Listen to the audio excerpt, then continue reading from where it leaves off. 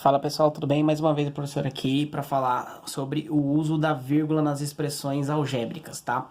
Então a gente está aí nessa conversa de usar letras para representar números que a gente não sabe. Só que às vezes a grande pegadinha vai estar na língua portuguesa.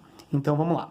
Eu coloquei aqui duas frases muito parecidas e uma se diferencia da outra apenas pela vírgula. Ó, uma diz assim: o terço de um número menos 7. E a outra diz, o terço de um número menos 7.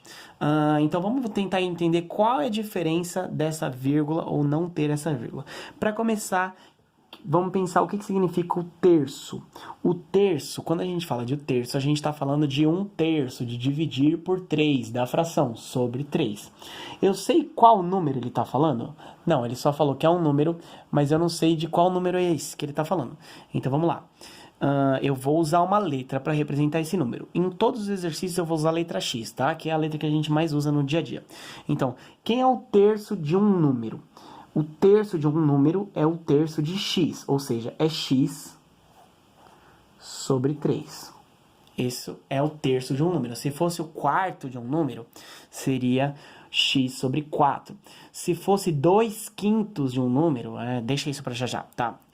Não, vou fazer aqui em cima. Se ele falasse 2/5 de um número, aí seria 2/5 e coloca o X lá, tá? Deixa isso daqui guardado na memória de vocês, mais pra frente vai aparecer mais vezes. Então vamos lá.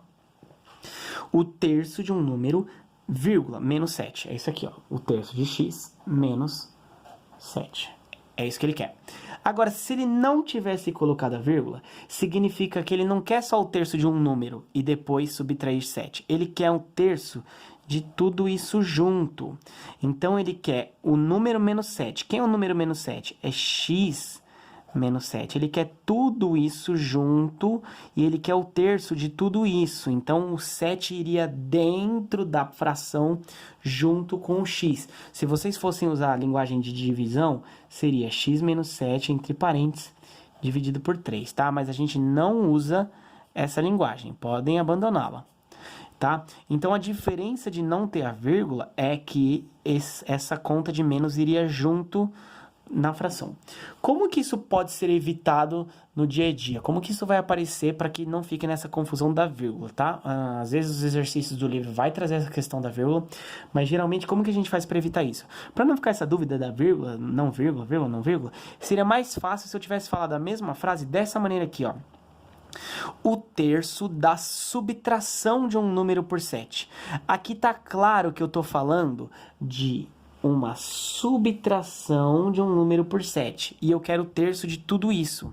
O terço da subtração não faria sentido só até aqui. Eu quero o terço da subtração. Tá, subtração do quê? Subtração de um número por 7. Então seria x menos 7 e o terço de tudo isso seria assim, sobre 3, tá? Então, esse daqui é o mesmo exemplo,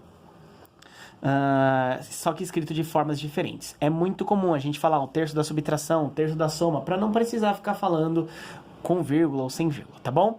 Então é isso, pessoal. Falou, até a próxima aula.